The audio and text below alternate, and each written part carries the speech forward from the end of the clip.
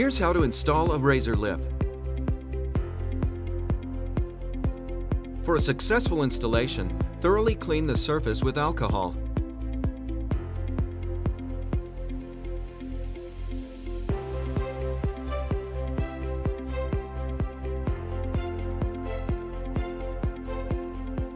Apply the primer. The primer must cure for 5 minutes, but no longer than 20.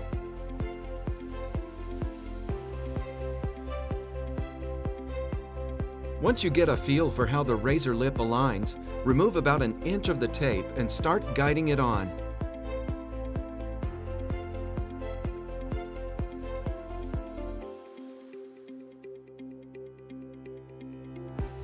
Go slow and remove the backing just a little at a time.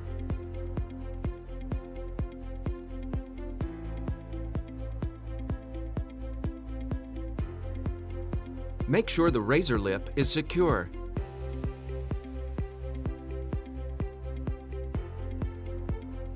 Cut off the excess with a sharp blade.